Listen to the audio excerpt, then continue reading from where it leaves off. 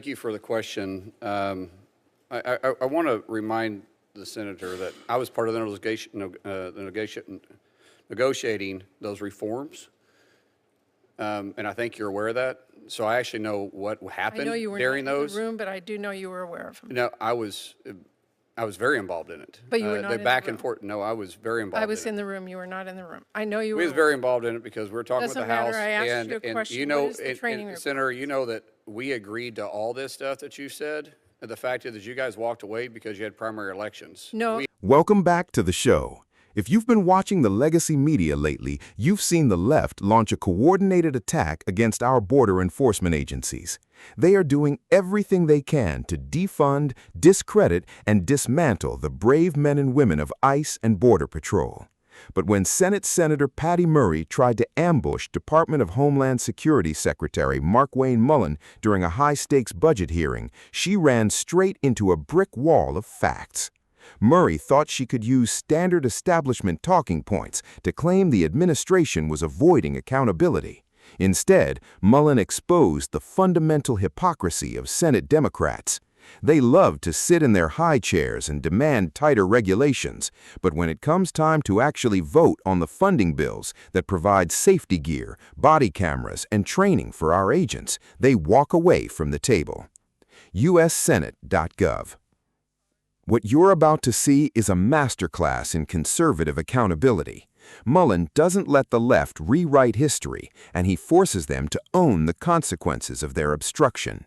If you want honest conservative analysis without the mainstream media spin, subscribe and turn on notifications right now. Restoring basic training and hiring standards, requiring warrants, ending racial profiling, banning enforcement actions in sensitive locations like schools and hospitals and houses of worship, taking off the masks and requiring visible identification. Those are very basic protocols the American people overwhelmingly support, and, by the way, police departments follow every day. But unfortunately, after weeks of back and forth, and at times good discussions and good progress, Republicans did ultimately walk away from the talks to enshrine those protections into law. And they chose instead to circumvent Democrats through reconciliation and are now trying to fund ICE and Border Patrol for the remainder of Trump's presidency, not just this year, without any oversight or accountability measures in place.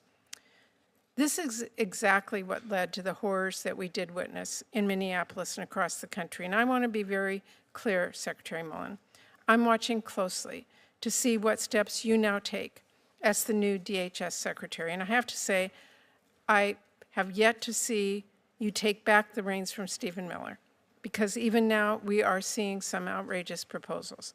You plan to withdraw CBP officers from airports in cities that don't roll over for Trump. That is insane. It is not only dangerous, it would also spell economic crisis for blue and red states. Meanwhile, DHS is already on track to break last year's record for people dying in custody. And last week, ICE agents tear-gassed a United States senator who was simply working to peacefully mediate between ICE and protesters after federal law enforcement, we know, shoved a different senator to the ground last year. And you continue to deport upstanding community members instead of the worst of the worst. Accountability is desperately needed, and I know we will all keep fighting for that. So let me ask you, throughout our negotiations over the 26 bill, the White House and border czar Tom Homan told us we didn't need to put any reforms into law because DHS was already making changes like ending the roving patrols, restoring stronger training standards, requiring body cameras to be worn by all agents and officers. And I know that at your confirmation hearing, you said you do not support the warrantless search and seizure policy the administration put in place. And you reportedly were recently talking about legislation to require judicial warrants, restore training standards, and protect sensitive locations from raids. But while you and Tom Homan say you've made some of those changes, the American people haven't seen the proof of that. So I want to ask you today, what are your current training requirements for agents? Training requirements.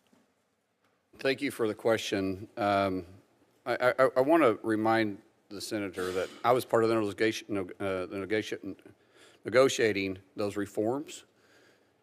And I think you're aware of that. So I actually know what I happened know you were during not in those. the room, but I do know you were aware of them. No, I was very involved in it. But you were not the in the back room. and forth. No, I was very involved. I was in in the room. You were not in the room. I know you were. We was very involved in it because we were talking with the Doesn't matter. House. I asked and, you a question. you know, What is the training report? Senator, you know that we agreed to all this stuff that you said. And the fact is that you guys walked away because you had primary elections. No, we had agreed. Mr. You had asked for Secretary, 3, and we we asked for walked away 9. because you would we had not agreed put it to in 9, and writing. you would never get to yes. And so we walked away and did reconciliation because you was never going to get to yes between Chuck Schumer and Hakeem Jeffries, and you know that to Mr. be a fact. Secretary, And you can't pull the rule over my Mr. eyes because I was part of the Secretary, you can give your side. negotiating. I'm telling you, I was in the When you room start and we turned away. I want to ask you. So it was very interesting. I was involved in that too. What so are your if you want to training start talking about requirements? training, we're going to July 1st. We'll go back to the 71, 72 hours of training. The training policy is going to change a little bit because we're going to be doing crowd control and fit today's needs, but all training always is willing to change back and forth. When you start talking about warrants, I was very clear in my confirmation that judicial warrants are used when we're entering a residence unless we're in pursuit of a criminal. Or the criminal continues to evade by going from one place to the next, and we're trying to lock the person down. But I was very clear when we started discussing that. And on the sensitive locations, it's been asked multiple times. We're not actively being at sensitive locations. We do sometimes have to pick up a felon that is around sensitive locations, but we're not actively patrolling those, and I think you know that to be true. Welcome back. There is nothing more satisfying than watching a common-sense conservative completely dismantle a prescripted partisan narrative. Senator Patty Murray walked into that hearing room with a laundry list of grievances, ready to paint our Border Patrol agents as an out-of-control force. But Markwayne Mullin did exactly what a strong leader is supposed to do. He held the line and brought the truth.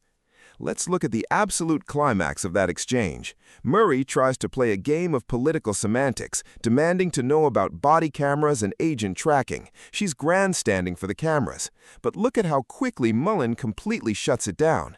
He points out that the department requested the necessary funding for equipment in the last appropriations bill, and it was the Democrats who voted against it.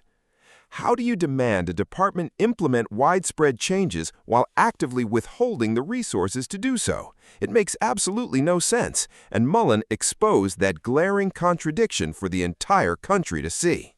From a policy standpoint, this matters immensely. The left wants a system where federal law enforcement is choked of funding, bogged down by bureaucratic red tape, and unable to effectively secure the homeland. Mullin made it clear that under this administration, we are prioritizing operational reality over virtue signaling. When he noted that agents are not actively patrolling sensitive locations, but will absolutely step in to apprehend known felons, he reestablished the rule of law. It's about public safety, not political correctness. Politically, Mullin is showing the exact kind of backbone that conservative voters are demanding. For too long, administrative officials allowed themselves to be bullied by progressive senators during these committees. But Mullin, just like his colleague Marco Rubio, understands that you don't win by playing defense against a loaded question. You win by reframing the debate around fiscal reality and constitutional duty. The media will try to frame this as gridlock or an explosive clash, but for everyday Americans, it's refreshing transparency. It shows a Republican leader standing up for the taxpayers and refusing to let a blue state senator weaponize a budget hearing for cheap political points. Markwayne Mullin stood his ground, defended his department, and left the opposition without a leg to stand on.